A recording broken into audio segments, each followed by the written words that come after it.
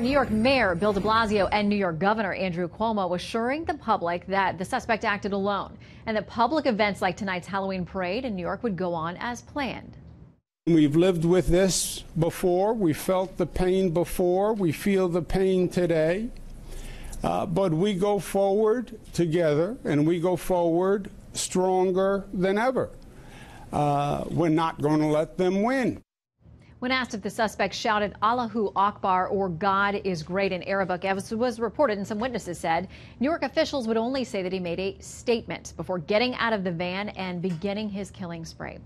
Republican Senator Lindsey Graham, who serves on the Armed Services Committee, joins us now live. Welcome, Senator. Good to have you. Thank you very much. And listen, Ed Henry reported there that the White House said the president's not going to come out tonight and make any kind of statement, but you've talked with him tonight. Yeah, I talked to him before we came over. The one thing I like about President Trump, he understands that we're in a religious war. And to the American people, we're fighting people who are compelled by their religious views to kill us all. They kill fellow Muslims who don't agree with their view of Islam. They kill Christians and vegetarians, libertarians, Jews, you name it. So we're in a war, and for the last 8 years, the Obama administration turned the war into a crime. So I talked to the president tonight. He is right to make sure that when somebody comes into our country from a place where radical Islam, and that's the enemy, thrives, that we're going to ask extra hard questions. He's also right to look at this as a war. The last thing I want this guy to hear tonight is you have a right to a lawyer. The last thing he should hear is his Miranda rights. I've been a military lawyer for 33 years. There's enough evidence to believe that he qualifies as an enemy combatant under the law of war. He can be held by our intelligence community as long as necessary to find out, did he act alone and was he part of a bigger plot? So I hope President Trump will break the cycle of turning the war into a crime by declaring this guy a suspected enemy combatant, hold him under the law of war until we know exactly who he is and what he did. You know that when you use the words religious war, that we're at a religious war, that rubs a lot of people the wrong way. And they say that it captures people who are not, you know, of malintent or people who are not radical. But when you frame it in those terms, instead of just saying this is a war among ideologies, when you use the word religion, you know it makes people uncomfortable. If you ask fellow Muslims, they hate these guys more than we do. I've been to Iraq and Afghanistan 43 times. I've never had anybody over there tell me, quit saying radical Islam. They want everybody to know that, one, Islam is not represented by these guys. It's a form of Islam. It requires them to kill us all. Most Muslims don't buy what they're selling. We need partners in this war. I'm glad that President Trump went to Saudi Arabia and urged the Muslim leaders of the world to stand up against this hate. But we're at war, so if you treat it like a crime, you're going to get the same outcome as you did under the Obama administration. The guy we captured in Libya that we think overran the consulate and killed our ambassador and 3 Americans. I talked to the Attorney General today. If this guy's not an enemy combatant, what do you have to do to be an enemy combatant? You take up arms against the United States, you break into the consulate, you kill our ambassador. We're not trying to rob the consulate. So here's what I like about President Trump. The gloves are off. He's telling the military you can go after these guys wherever they go. You can kill them when you find them. You don't have to watch them drive away.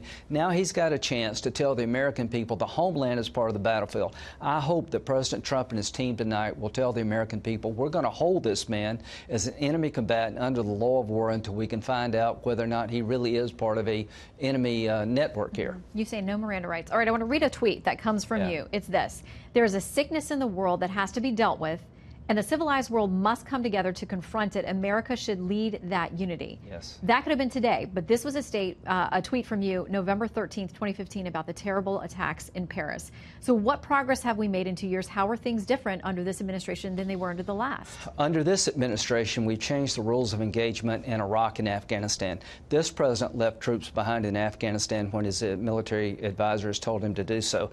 This president's changed the way we fight ISIL. Under the new rules of engagement, if you find these guys on the battlefield, you can kill them. We're going after the enemy. The gloves are off. Everybody in the military appreciates the fact that President Trump is allowing the commanders to make decisions on the battlefield. It's not being run out of the White House. The president understands this is a religious war. We're not at war with Islam. We're at war with a sect in Islam who wants to kill us all, including their fellow Muslims. So he's right to slow down who comes into this country. The second order that he issued, I think, is very lawful. He should fight all all the way to the Supreme Court to make sure we have extreme vetting from the countries where radical Islam is a real problem. But we just had an attack today. 8 people died on Halloween for no good reason. This man has got all the indications of having been radicalized. I don't know how deeply he's involved in terrorism, but before we turn him over to the lawyer him up, I want him to spend a lot of time with our intelligence community to find out exactly who he is and what he's up to. Maybe we can prevent the next attack if we get this guy in the right hands. Well, we've got you here because you're so involved with the Senate investigations on what happened with Russia. I want to ask you about that, the latest developments, the indictments yesterday. The indictments did not show any collusion. It was not about a connection, but it was about key players close to the president who did have some allegedly unlawful behavior, many counts of it. Some people think it's overcharged. We'll see.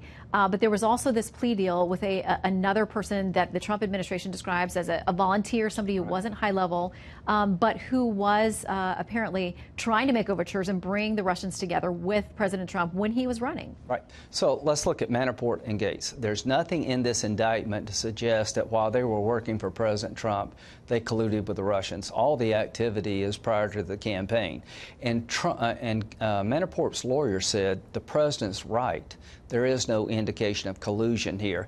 And so for Manafort's lawyer to tell the world at large that this is not about Russian collusion, he is telling the world that my client did not collude with the Russians. He's going to defend against the charges, but they're completely unrelated to any activity he had in the Trump campaign about this guy who was a unpaid volunteer. If I were a Russian, he'd be the last guy I'd pick to collude with because he had no influence or no power. So if I'm the Trump team, I'm thinking, number one, that Manafort and Gates' problems are unassociated with being part of the campaign, and that Manafort's lawyer is telling the whole world there is no collusion here. So I'd rest pretty good tonight. All right. Senator, always good to see you. Thank you. You seem like you had a little caffeine tonight before you came in. This bothers me. For 15 years, I've been trying to tell America that we're at war. You need to fight back. You need to fight back smartly. Obama turned this into a crime. And I'm very hopeful that President Trump's going to change the rules of the game. There's a new sheriff in town. And I hope the enemy understands that under President Trump, there's a new way of doing business. And let it start with this guy in New York. All right, Senator. Great to see you. Thank you. Thanks for coming in.